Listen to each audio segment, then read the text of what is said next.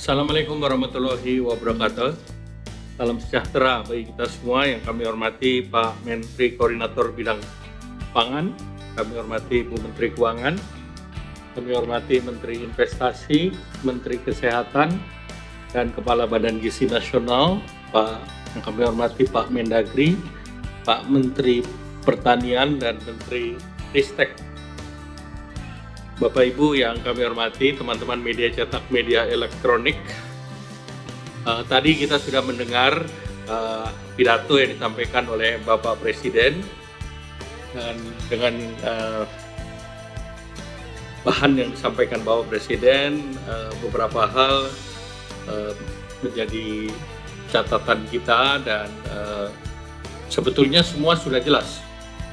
Jadi kalau sudah jelas, acara selesai. Baik, terima kasih.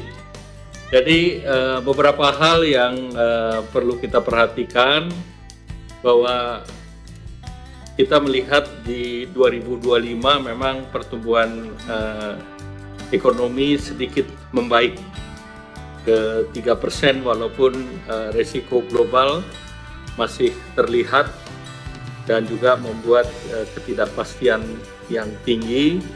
Namun Indonesia tetap optimis karena pertumbuhannya relatif dibandingkan berbagai negara lain, kita berada pada angka yang relatif tinggi.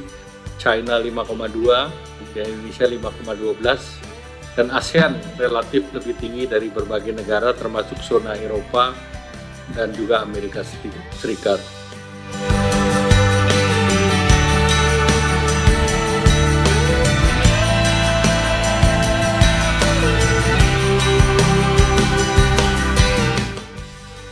Silakan Ibu Sri Mulyani, Menteri Keuangan.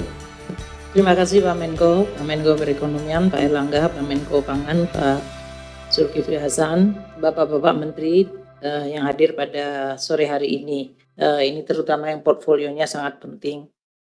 Tadi telah disampaikan oleh Bapak Presiden dan diulang oleh Pak Menko. Jadi untuk yang bagian depan mengenai tema APBN, yaitu bagaimana APBN merupakan instrumen untuk mewujudkan amanat konstitusi yang telah disampaikan Bapak Presiden dari mulai pembukaan Undang-Undang Negara, Undang-Undang Dasar Negara, kemudian pasal 33 ayat 1, 2, 3, 4, halaman 4 langsung, dan Asta Cita.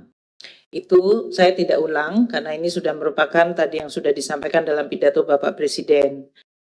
Kemudian untuk lingkungan global, Pak Menko sudah sampaikan, dan pertumbuhan ekonomi kita yang cukup bagus di kuartal kedua ini 5,12 dengan terutama konsumsi, investasi, dan ekspor yang baik. Inflasi tetap terkendali rendah. Kinerja ekspor kita membaik, kalau kita lihat neraca perdagangan kita surplusnya naik 44,8% dibandingkan periode yang sama tahun lalu. Tentu kita nanti melihat bagaimana tarif resiprokal dari Amerika Serikat. Namun kalau kita lihat di sebelah kiri, samping Indonesia 19, beberapa negara itu mendapatkan tarif yang lebih tinggi. India untuk sementara 26%, Tiongkok 55%, Meksiko 30%, dan Vietnam 20%. Ini tentu memberi harapan bagi kita untuk bisa menavigasi situasi yang memang sangat tidak pasti. Pak Menko tadi juga sudah menyampaikan, dan Bapak Presiden juga menyampaikan di dalam pidatonya mengenai tingkat pengangguran yang menurun dan tingkat kemiskinan yang menurun terendah dalam histori Republik Indonesia, yaitu di 8,4% untuk tingkat kemiskinan dan tingkat pengangguran di 4,76%. Tambahan lapangan kerja baru di tahun 2025 ini adalah 3.590.000, sedangkan tahun lalu di 3.550.000. Jadi ada kenaikan tambahan lapangan kerja yang terjadi tahun 2025 ini. Kami langsung ke APBN dengan 8 agenda yang tadi sudah disampaikan Bapak Presiden dan juga diulang oleh Pak Menko. Ada 8 agenda prioritas: ketahanan pangan, ketahanan energi, makan bergizi gratis, program pendidikan, program kesehatan, pembangunan desa koperasi UMKM, pertahanan semesta, dan akselerasi investasi. Di dalam tayangan ini lebih detail dari yang tadi disampaikan Bapak Presiden yang sudah menyampaikan per topik. Pertama, anggaran ketahanan pangan yang tadi disebutkan Bapak Presiden 164,4 triliun. Ini kalau kita bagi alokasinya berdasarkan sisi produksi termasuk petani, alsintan, pupuk dan bendungan irigasi ada 114 triliun sendiri. Ini untuk mendukung sisi produksi mulai dari subsidi pupuk 9,62 juta ton itu 46,9 triliun, cetak sawah 19,7 triliun, bantuan alsintan bendungan 15 unit dan irigasi 104.000 hektar itu 12 triliun rupiah. Kemudian bantuan benih, kampung nelayan dan DAK dan dana desa yang berhubungan dengan ketahanan pangan itu ada 12,2 triliun rupiah.